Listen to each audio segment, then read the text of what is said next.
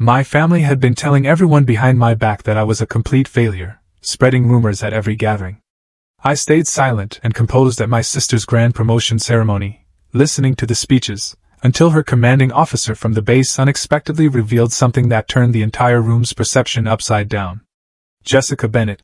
Wait, you're the general?" The room stopped. The chatter, the polite applause, even the hum of the air conditioning, it all just froze. My father, a man who always had something to say, stood there, jaw slightly agape, utterly speechless. This was it.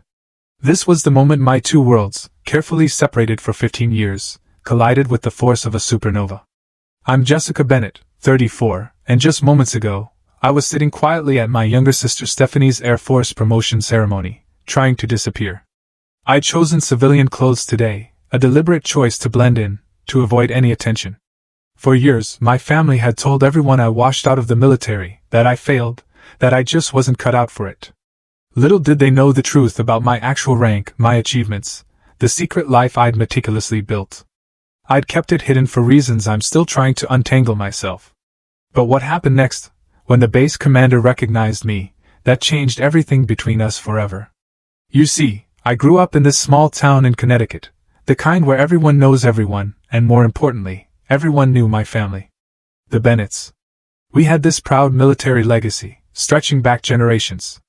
My father, a stern man, retired as an Army colonel after 27 years of service. My grandfather was a Navy captain who served in 2 wars. My older brother, Marcus, he followed tradition, joining the Marines, eventually making major. The Bennett name, it carried weight in military circles. But here's the kicker, that weight. It was only meant to be carried by the men in our household. Gender roles, you know? They were defined in stone. Men joined the military to serve and protect. Women? Oh, we supported from home, raised the children, and kept the family legacy alive through our sons. That was the natural order of things, according to my father. I can still hear him, clear as day, at family gatherings, his voice booming. Bennett men fight. Bennett women support. That's how we've survived and thrived. But me? I never fit neatly into that narrative. Not even close. From as early as I can remember, I was absolutely fascinated by military strategy and leadership. While other girls my age played with dolls, I was devouring books about historic battles, military innovations. My father's study, that was my sanctuary. It was filled with military history books, tactical manuals, and I would sneak in there, poring over maps and battle formations for hours, completely captivated. I mean, my heart would race just thinking about it. One day, my dad caught me in his study. I was maybe 10. And instead of encouraging my interest, instead of seeing potential, he just laughed. "That's cute, Jessie," he said, a dismissive chuckle in his voice. "But these are serious books for serious men. Why don't you go help your mother in the kitchen?" That moment. It should have deterred me. It should have crushed me. But instead, it ignited something fierce inside me. A quiet, burning determination that would eventually define my entire life's path. I stopped sharing my interests with my family, yes. But I never, ever stopped pursuing them. By high school, I was excelling. I joined JROTC, hit the books hard, and managed to secure leadership positions in every extracurricular I could get my hands on. My teachers saw potential. My guidance counselor practically begged me to aim high. But at home? My achievements were always secondary to my brother's military accomplishments, or my sister's more conventional successes. It was like I was invisible, unless I was failing. Then came the first major disappointment, my senior year of high school. I had worked tirelessly, I mean, truly tirelessly, to prepare my application to West Point. Staying up late, running extra miles until my legs ached, studying military history until my eyes blurred, maintaining perfect grades. When that acceptance letter arrived, I was ecstatic. My hands were shaking. This was it. This was my chance to finally, truly prove myself. That evening, at dinner, I announced my news. I expected, finally, to see pride in my father's eyes. Just a flicker. Instead, he slowly set down his fork and gave me a look I will never, ever forget. It wasn't anger. It was worse. It was pure, unadulterated dismissal. "West Point?" he scoffed. You won't last a week in basic training, Jessica. The military isn't for women like you. It'll chew you up and spit you out. My mother, bless her heart, reached for my hand across the table. Honey, why would you want that? You're so smart, you could go anywhere, do anything. Why throw away the chance at a normal life? Marriage, children. Don't you want that? And Marcus, home on leave, he just laughed openly. Sis, you can barely handle camping in the backyard. What makes you think you can handle military life? The only one who didn't speak was Stephanie. 2 years younger than me. She just watched silently, her eyes moving between all of us, saying nothing. I'm going, I said, my voice surprisingly steady, despite the hurricane of emotions swirling inside me. I've been accepted, and I'm going. My father just shook his head, a look of profound disappointment already etched on his face. You'll be back home within a month. Mark my words. And we'll have to listen to you explain why you failed for the rest of our lives. That night, I celebrated alone in my bedroom. No cake, no congratulations, no family photos. Just me and that acceptance letter. My raw determination. And the first chilling inkling that my path forward might very well be a solitary one. What I didn't realize then was that this moment would set the pattern for the next 15 years of my life. Every single milestone, every hard-won achievement, would be met with the exact same dismissal. And slowly, agonizingly slowly, I would stop sharing those achievements altogether. The summer before leaving for West Point was tense. My father barely spoke to me, treating my decision like some temporary teenage rebellion that reality would quickly correct. My mother alternated between trying to change my mind and sadly packing my things, as if sending me off to some tragic fate. Marcus continued his teasing, his calls home filled with thinly veiled jabs. And Stephanie? She remained the quiet observer, never taking sides. You know, my father said the night before I left, his voice surprisingly gentle, but laced with a familiar warning. There's no shame in admitting when something isn't for you. When, not if, you decide to come home, we'll welcome you back. The Bennett name still means something, even if you stumble. I nodded politely. But inside I made a vow. A silent, ironclad promise. I would never come home defeated. I would rather not come home at all. The next morning, my family drove me to the bus station, not directly to West Point, which was a 4-hour drive. They just didn't want to make it. As the bus pulled away, I watched my family grow smaller through the rear window. My father's expression was already set in anticipated disappointment. My mother wiped tears. Marcus checked his watch. And Stephanie? For just a moment, she raised her hand in what might have been a genuine gesture of support. It was the last time I would allow myself to look back for a very, very long time. West Point hit me like a physical blow. Despite all my preparation, nothing, absolutely nothing, could have truly readied me for the intensity of those first days. The relentless shouting, the rigid discipline, the physical demands that pushed me to my absolute limits. It was everything my father had warned me about, and then some. My first night, lying in bed after the most grueling day of my life, I wondered if he had been right all along. My muscles screamed in protest. My mind reeled from information overload. The other cadets in my class seemed to move with more confidence, respond more quickly. Had I made a terrible mistake? I wrote letters home during those first few weeks, not because I missed my family's support, but because I desperately wanted to prove I was still there, still fighting. The responses were infrequent and brief. My mother's notes were filled with local gossip and thinly veiled suggestions that it wasn't too late to reconsider. My father didn't write at all. But something unexpected happened amidst all that struggle. Amidst the pain and the doubt. I started to find my rhythm. My strength. More importantly, I found people who saw me.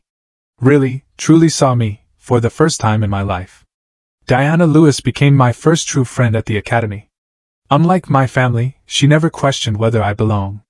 When I mastered a difficult training exercise or aced an exam, her congratulations were genuine. When I struggled, her support was unwavering. "You're going to make one hell of an officer, Bennett," she told me one night, as we polished our boots side by side. "I'd follow you into battle any day." It was such a simple statement. But after years of dismissal, it felt revolutionary. Then came the setback that nearly ended everything. During a training exercise in our second year, I suffered a serious leg injury. A bad break that required surgery and months of recovery. For weeks, I was confined to the medical facility, watching my classmates continue their training without me. The doctors were concerned about my recovery timeline. There was talk of medical discharge. No shame in recognizing limitations. Those words, they echoed my father's predictions so closely they haunted my dreams. During this dark period, when I was closest to giving up, Captain Rebecca Mitchell entered my life. A decorated officer assigned to oversee cadet training, she made an unexpected visit to my hospital room. "I've been watching your progress, Cadet Bennett," she said, sitting beside my bed, her gaze piercing. "Before your injury, you were on track to graduate in the top 5% of your class." I looked away, a wave of hopelessness washing over me. "That doesn't matter much now, does it, ma'am?" "It matters entirely," she replied sharply. "Because it tells me exactly what you're capable of." "This injury? It's just data. Another problem to solve. And from what I've seen, solving problems is what you do best." Captain Mitchell visited regularly during my recovery, bringing tactical problems for me to solve, leadership scenarios to analyze. When I could finally begin physical therapy, she arranged for additional sessions beyond what was prescribed. When I doubted my ability to catch up, she pushed harder. "The military doesn't need more soldiers who've never faced adversity," she told me, her voice firm. "It needs leaders who know exactly how to push through it." With her mentorship, and my own stubborn, unyielding determination, I not only recovered but excelled. By graduation, I had indeed achieved that top 5% standing Captain Mitchell had predicted. The day I received my commission, my family attended. Not out of pride, but out of obligation. They applauded politely as I crossed the stage, but there were no enthusiastic cheers, no beaming smiles. At the reception afterward, my father shook my hand formally. "Well, you proved me wrong about making it through," he conceded, the words sounding like a concession, not a compliment. "But the real military is different from school. That's when we'll see." My first assignment filled me with a sense of purpose and excitement I'd never known. For the first time, I had real responsibility. Not just training exercises, but actual leadership challenges with real consequences. I thrived on it. The structured environment, the clear chain of command, the emphasis on problem-solving and adaptability, it suited me perfectly. My superior officers noticed. Evaluations praised my innovative thinking and natural leadership abilities. I earned a reputation for finding solutions to logistical challenges that others deemed impossible. I felt at home in a way I never had in my actual home. When my promotion to lieutenant came through, I called my parents, a foolish hope stirring that this tangible proof of success might finally earn their approval. "That's nice, dear," my mother said, her voice flat. "But when are you going to transition to something more suitable for starting a family? You're not getting any younger." My father took the phone. "Lieutenant is just the beginning, Jessica. Let's see if you make it to captain before celebrating. Most wash out at your level." A week later, Stephanie called to announce she was joining the Air Force. "The right way," she specified, meaning through officer training school rather than a military academy. My father's pride was audible, even through the phone line. "Now that's a Bennett," he boomed. "Stephanie knows how to do things properly. She'll go far, mark my words." That Christmas, the contrast couldn't have been more stark. The entire dinner conversation revolved around Stephanie's upcoming Air Force career. My father offered advice, shared contacts, reminisced about his own service. When I attempted to share an achievement from my own work, he cut me off. "Jessica's playing at being a soldier in between filing paperwork," he told the extended family, with a dismissive wave of his hand. "Meanwhile, Stephanie is following the real Bennett tradition." Something broke in me that night. After dinner, when my father cornered me to explain, again, why I would never succeed long-term in military service, I made a decision. "You know what, Dad?" I said, my voice calm, but filled with a quiet finality. "You're right. My path is different. So different that from now on, I'm not going to bore you with the details." He smiled, interpreting my words as an admission of his correctness, rather than the firm boundary they actually were. From that point forward, I stopped sharing my military career with my family. No more updates on promotions. No stories about my deployments or responsibilities. If they asked, I gave vague answers about the usual, or same old paperwork. Eventually, they stopped asking altogether. What they didn't know couldn't be diminished. What they couldn't see couldn't be dismissed. My silence became my shield. And behind it, I was free to excel on my own terms. While my family believed I was stagnating in some obscure administrative role, my career was accelerating at an unprecedented rate. My problem-solving abilities and unique leadership style caught the attention of senior officers who began requesting me for increasingly complex assignments. In 2008, I was selected for a coveted position within Special Operations Command, a role that required top security clearance, and placed me at the center of some of the military's most sensitive missions. The selection process was grueling, with a washout rate over 70%. When I received the news of my acceptance, I celebrated alone in my apartment, with a single glass of champagne. There was no one to call. No one who would truly understand what this achievement meant. It was during this assignment that I met Ryan, an intelligence officer whose analytical mind matched my own. Our relationship developed slowly, built on mutual respect and shared experiences that civilians could never fully understand. When we eventually married in a small ceremony on base, my family attended out of obligation, looking uncomfortably out of place among my military colleagues. "What exactly does your husband do?" my mother whispered during the reception. "And what do you do now?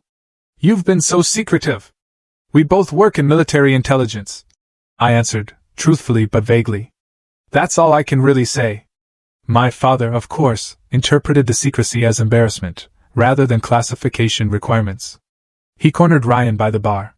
"Jessica was always stubborn about the military thing," he told my new husband, a pitying smile on his face.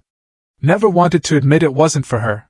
Good to see she found someone who understands the system better than she does." Ryan, to his credit, remained politely confused. Later that night, as we prepared to leave for our honeymoon, he finally asked the question that had been brewing all evening. "Why does your family think you're some kind of military failure? Your father talked to me like I was babysitting you through a career you can't handle." I sighed, finally sharing the full, painful history of my family's dismissal. "It's easier this way.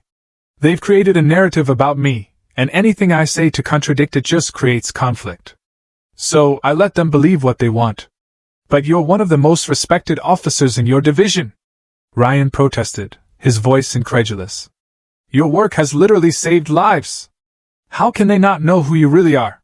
"Because they've never wanted to," I answered simply, the truth a bitter pill. As my security clearance level increased, so did the legitimate reasons for my privacy. My rapid promotions continued, fueled by a series of successful operations that earned commendations I couldn't display and recognition I couldn't acknowledge outside classified circles. Meanwhile, my family's narrative about me evolved. No longer was I just failing at a military career, now I had mental health issues. That explained my privacy and reluctance to discuss my work. This news story spread through family gatherings and hometown connections like wildfire. "Such a shame about Jessica," I overheard my aunt telling a cousin at a family reunion. "Military experiment didn't work out, and now she's too proud to admit it.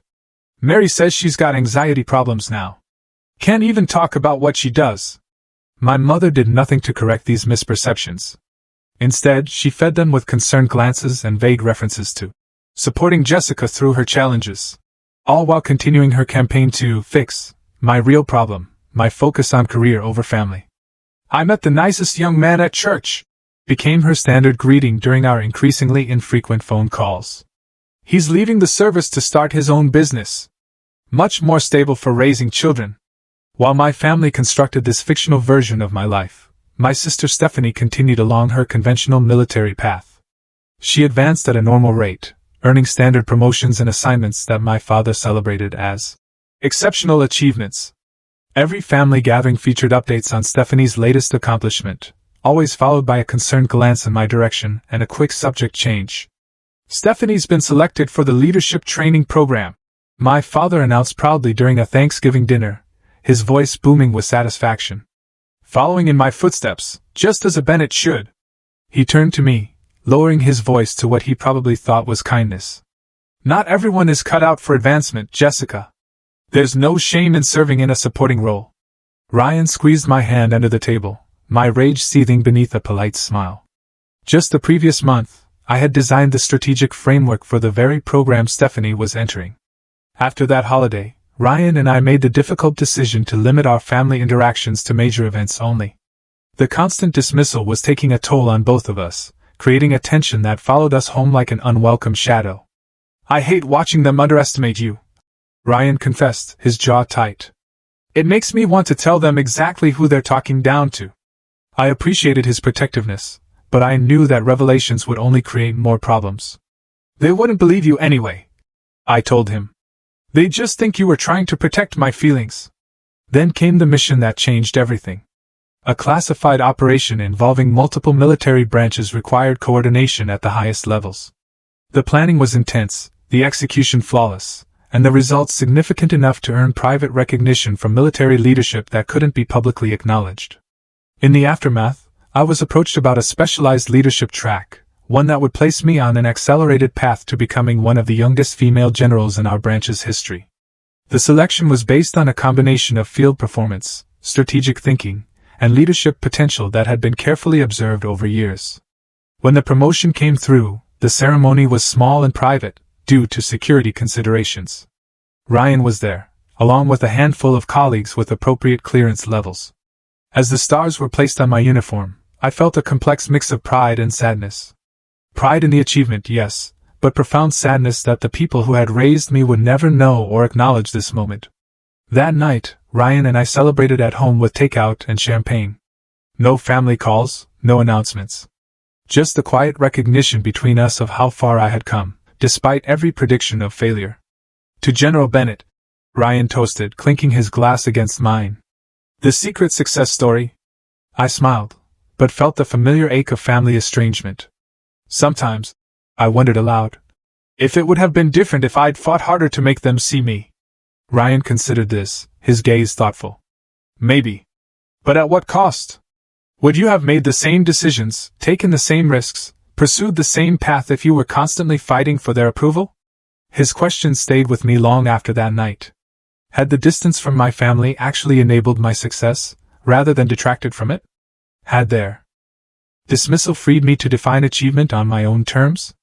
I was still pondering these questions when the invitation arrived for Stephanie's promotion ceremony. After rising steadily through Air Force ranks, she was being promoted to major. A significant achievement, worth celebrating. Despite our complicated history, she was still my sister. And so, after careful consideration, I decided to attend. What I couldn't have anticipated was how that simple decision would finally bring my two worlds crashing together in the most public way possible. The invitation to Stephanie's promotion ceremony sat on our kitchen counter for 3 days before I made my decision. My initial instinct, honestly, was to decline politely, send a gift, and avoid another family gathering where I would be the odd Bennett out. But something, perhaps a lingering hope for reconciliation, made me hesitate. You don't have to go, Ryan said, watching me stare at the invitation for the 100th time. No one would blame you for protecting yourself. She's my sister, I replied simply. Despite everything, that still means something. If you do go, Ryan said carefully, how do you want to handle it? Will you wear your uniform? The question gave me pause. My uniform, with its stars and decorations, would make concealment of my rank impossible. It would force a confrontation I wasn't sure I wanted. Civilian clothes, I decided. This is Stephanie's day. I don't want to create a situation. Ryan nodded, though I could see the disagreement in his eyes. I have meetings I can't reschedule, but I can try to join you later if you want support. I'll be fine, I assured him, with more confidence than I felt. It's just a few hours. The morning of the ceremony, I chose my outfit carefully. A conservative blue dress that wouldn't draw attention, minimal jewelry, hair pulled back neatly. Professional, but unmistakably civilian. As I drove to the Air Force Base, I rehearsed responses to the inevitable questions and comments, bracing myself for the subtle digs and dismissals that had become family tradition. I arrived early, hoping to slip into the ceremony hall without much interaction. But my mother, with her eagle eyes, spotted me in the parking lot. Jessica! Over here! She waved enthusiastically, as though we were the closest of families. My father and brother stood beside her, both in civilian clothes, but wearing their military pride like an invisible uniform. You made it, my father said, his tone suggesting he'd expected otherwise. Good to see you making an effort for your sister's big day. I wouldn't miss it, I replied evenly. As we walked toward the ceremony hall, my mother linked her arm through mine, a gesture that felt more restraining than affectionate. You look nice, dear. A bit thin, perhaps? Are you eating properly? And your hair, you always had such pretty hair when you wore it down. Before I could respond, we were approached by a group of officers in Air Force uniforms. My father straightened perceptibly, shifting into his colonel persona with practiced ease. Colonel Bennett, one of the officers greeted him warmly. It's an honor to meet you. Your daughter Stephanie speaks highly of your service. The honor's mine, my father replied, shaking hands firmly. The Bennett military tradition continues strongly with Stephanie. He then, almost as an afterthought, placed a hand on my shoulder. And this is our other daughter, Jessica. She tried the military route for a while too, but it wasn't a good fit. The officers nodded politely in my direction, their interest visibly diminishing upon learning I was the civilian sister who couldn't hack it. Jessica has a desk job with the government now, my mother added in a stage whisper. We don't ask too many questions. She gets anxious talking about work. I felt heat rising in my cheeks, a familiar burning sensation, but maintained my composed expression. This was nothing new. Just another variation of the same dismissal I'd experienced for years. As we entered the ceremony hall, more introductions followed, each featuring some version of my failure narrative. My brother Marcus, ever the helpful one, joined in, adding colorful embellishments about how he'd always known Jessica was too sensitive for military life. Remember when she cried during that war movie? He reminisced to a group of his Marine friends. Should have been our first clue that playing soldier wasn't going to work out for her. Throughout these exchanges, Stephanie remained uncomfortably silent. When our eyes met across the room, she offered a small smile that seemed apologetic, but made no move to correct the family narrative. Her silence, in that moment, felt like complicity. By the time we were seated, my jaw ached from maintaining a pleasant expression while being systematically diminished. The weight of years of dismissal pressed down on me, heavier than it had felt in a long time. I found myself contemplating a discreet exit. A sudden, work emergency, that could spare me the next 2 hours of this treatment. As I considered my escape options, memories flooded back unbidden. My father's prediction that I'd wash out of basic training. My mother's constant suggestions of more suitable careers. Marcus's mockery. Stephanie's silence. Year after year of achievements unacknowledged, promotions uncelebrated, contributions dismissed. I thought about the classified operations I directed, the lives saved through strategies I developed, the junior officers who looked to me for leadership and guidance. None of it existed in this room, where I was still just Jessica who couldn't cut it. Jessica who needed protection from her own failure. Jessica who had disappointed the family legacy. My hand moved toward my purse, ready to check my phone and fabricate that convenient emergency. Then I stopped. A new thought surfaced, sharp and clear through the hurt. Running now would only reinforce their narrative. Staying, enduring this with dignity was its own form of strength. One they would never recognize, but that I would know. I straightened in my seat as the ceremony began, focusing on the reason I had come, to support my sister. Whatever our complicated history, whatever her failure to defend me, she deserved this recognition of her hard work. I could give her that much, even if my family had never done the same for me. The ceremony hall filled with uniformed personnel and family members. The formal proceedings began with the posting of colors and the national anthem. I stood respectfully, my military bearing impossible to fully suppress despite my civilian clothes. As I prepared to endure the next hour of ceremonial proceedings, I had no idea that the carefully constructed boundaries between my two lives were about to collapse completely. The ceremony proceeded with military precision. Formal speeches about duty and service. Recognition of distinguished guests. Acknowledgement of family sacrifices. I maintained my composed expression through it all, focusing on breathing evenly and not making eye contact with family members. Then came the announcement that Colonel James Harrison, base commander, would preside over the promotions. My heart stuttered for a moment. Harrison. I knew that name. We had worked together on a joint operation just months earlier. A classified mission that had required coordination between our branches. He had reported directly to me during that operation. As Colonel Harrison strode to the podium, I subtly angled my body away and lowered my head slightly. Perhaps he wouldn't notice me in civilian clothes among the crowd. Perhaps military courtesy would prevent him from acknowledging me even if he did.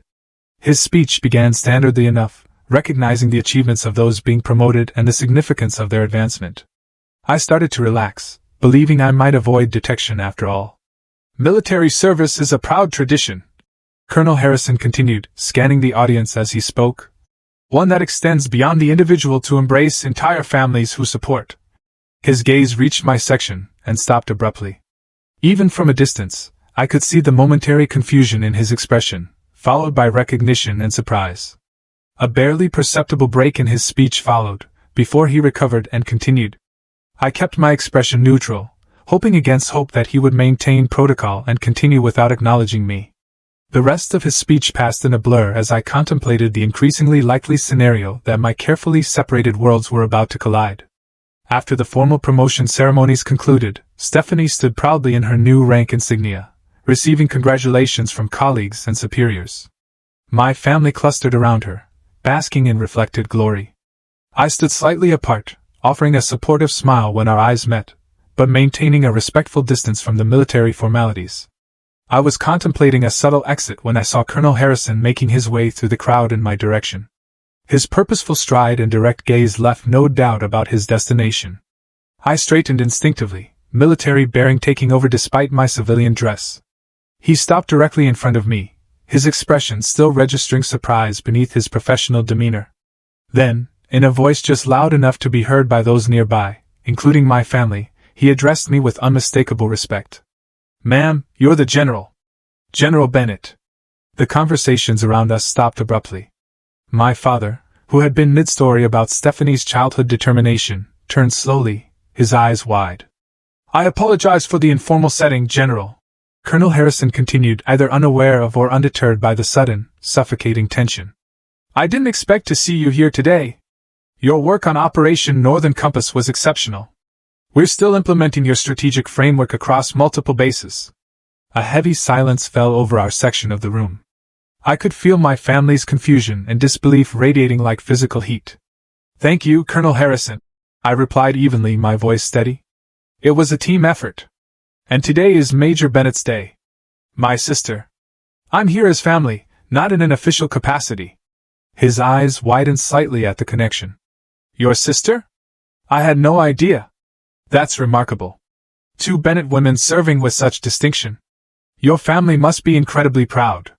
Before I could formulate a diplomatic response, my father stepped forward, his expression a complex mixture of confusion and disbelief, tinged with a flicker of anger. "There must be some mistake," he said stiffly. "My daughter Jessica works in an administrative position." "She's not." "No mistake, sir," Colonel Harrison interrupted respectfully but firmly. "General Bennett is one of our most decorated strategic leaders. Her work is largely classified, but her reputation within military leadership is frankly legendary." Other military personnel had begun to gather, drawn by the unusual interaction. An Air Force major approached, recognition dawning on his face. "General Bennett? The Jessica Bennett who developed the Integrated Response Protocol? It's an honor, ma'am. We just completed training on your methodologies last month." Another officer joined the growing circle. "General, your keynote at the Joint Chiefs Strategic Summit was transformative for our approach to multi-branch operations." As more military personnel approached with similar comments of respect and recognition, my family remained frozen in place. My father's face had drained of color. My mother's hand was pressed against her mouth, a silent gasp. Marcus stared with undisguised shock. And Stephanie, her expression was the most complex of all. A mixture of surprise, confusion, and something that looked almost like betrayal. Colonel Harrison, now clearly aware of the awkward situation he had unwittingly created, attempted to provide a graceful exit. "I apologize for interrupting your family celebration, General. Perhaps we could schedule a meeting next week to discuss the expansion of the training program?" "Of course, Colonel. My office will contact yours." With a respectful nod, he withdrew, taking most of the other officers with him. In their wake, the silence among my family was deafening. My father was the first to speak, his voice barely controlled, a raw tremor beneath his usual authority. "What exactly is going on here, Jessica?" I met his gaze steadily, my resolve firm. "Perhaps we should discuss this privately." "Yes," my mother agreed quickly, her social instincts kicking in despite her obvious shock. "Let's find somewhere quiet." We moved as a unit, a strange, tense procession, to an empty conference room adjacent to the ceremony hall. As the door closed behind us, the questions erupted. "General?" My father's voice was incredulous. "What kind of game are you playing?" When did this happen? Why would you keep something like this secret? My mother demanded, her voice rising in a mix of hurt and anger. There's no way. Marcus shook his head, running a hand through his hair. There's absolutely no way you outshrank all of us. This has to be some kind of mistake. Stephanie remained silent, watching me with an unreadable expression, her own new major's insignia seeming to hum with irony. For a moment, just a split second, I considered continuing my years-long practice of deflection and minimization. Then I looked at their faces, confused, angry, hurt, and realized the time for hiding had passed. Whatever the consequences, truth was the only path forward. It's not a mistake, I said quietly, but firmly. I am a general. Have been for over a year now. Before that, I held progressively higher ranks that I never discussed because it became clear very early in my career that my achievements would never be recognized as valid by this family. The bluntness of my statement seemed to stun them momentarily. But how? My mother finally asked, her voice barely a whisper. How could we not know? Because you didn't want to know, I replied simply, the words sharp but true. Because it was easier to believe I had failed than to reconsider your assumptions about who I could become. My father recovered his composure first, anger replacing his initial shock.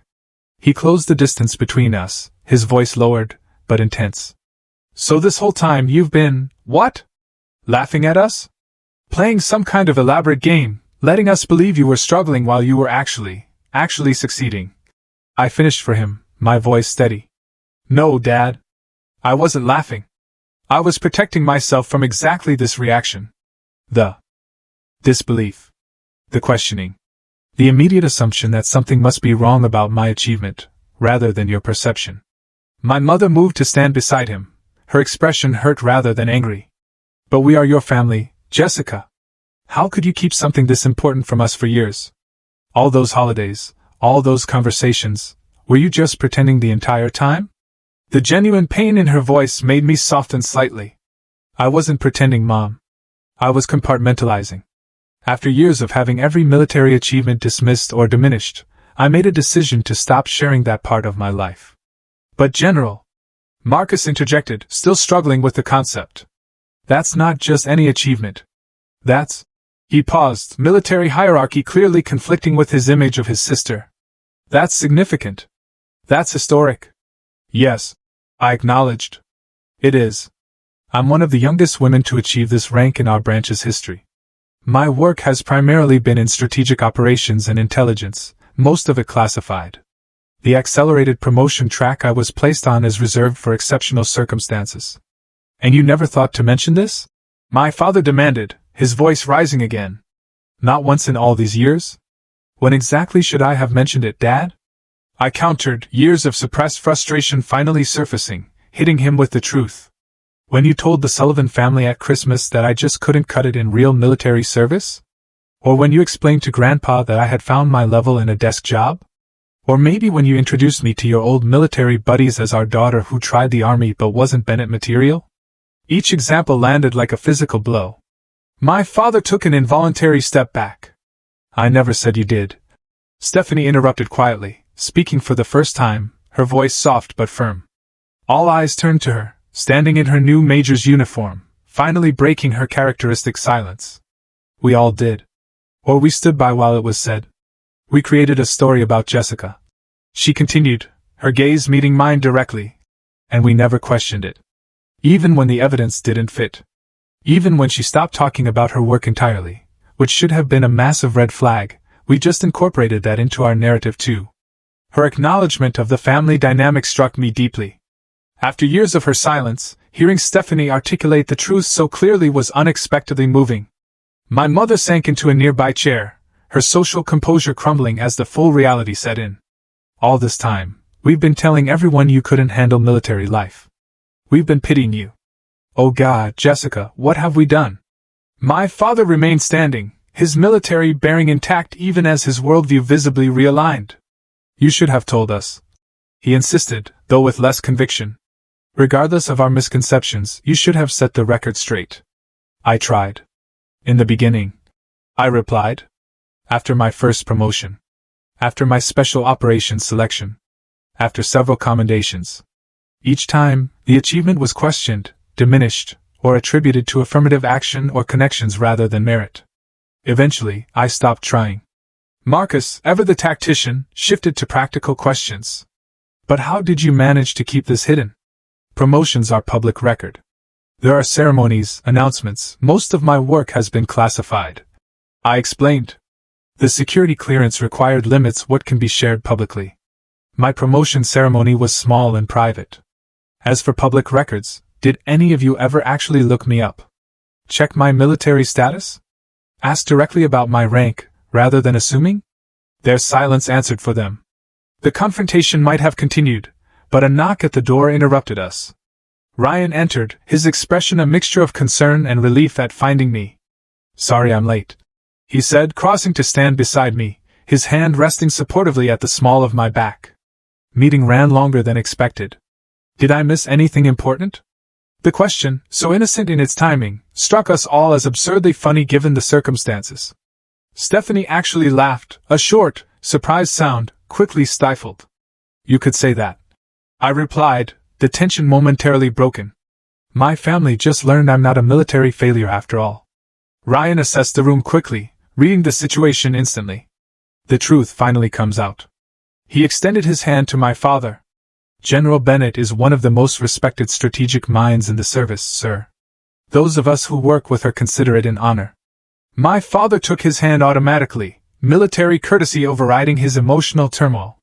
Before he could respond, another knock came and Colonel Harrison appeared in the doorway.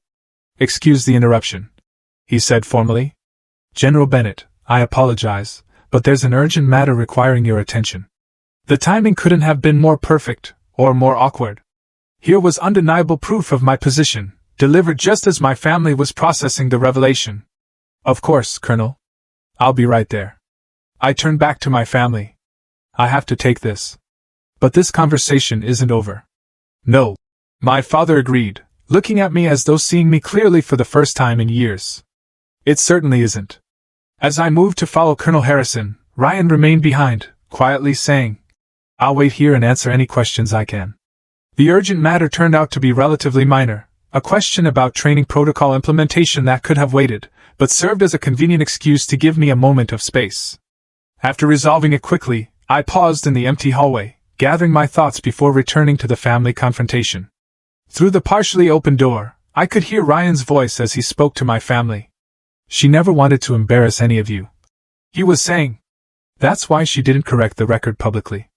But you should know that while you were telling everyone she failed, she was receiving commendations for operations that saved American lives." My father's response was too quiet to hear, but Ryan's wasn't. "With all due respect, sir, what you can't believe doesn't change the reality. Your daughter is exceptional at what she does. Anyone who's served with her knows it. The only people who don't are sitting in this room." I took a deep breath and re-entered the conference room. The atmosphere had shifted subtly. Still tense, but with the first hint of possible reconciliation. My father turned to me, his military bearing still intact, but his expression uncharacteristically vulnerable. "I think we need to start this conversation over," he said quietly. "There's clearly a lot I don't know about my daughter." 1 week after Stephanie's promotion ceremony, we gathered at my parents' house for dinner. The first family meal in years that wasn't tied to a holiday or obligatory celebration. The invitation had come from my father, formally extended via phone rather than through my mother, as usual. That small detail itself signaled a shift in family dynamics. The atmosphere as we arrived was tentative, charged with unspoken questions and the weight of years of misunderstanding. My mother greeted us at the door, her usual social polish tempered by a new uncertainty. "Jessica, Ryan, thank you for coming," she said, embracing me with uncharacteristic gentleness. "Please come in." My father waited in the living room, standing as we entered, a military courtesy I recognized but had never before received from him in this house. Marcus and Stephanie were already seated, their expressions a mixture of curiosity and caution. Dinner began awkwardly, with careful small talk about the weather and local news. No one seemed ready to address the elephant in the room until my father finally set down his fork and looked directly at me. "I've been doing a lot of thinking this past week," he began, his voice steady but lacking its usual authoritative tone. "And I owe you an apology, Jessica. Several apologies, actually." The statement was so unexpected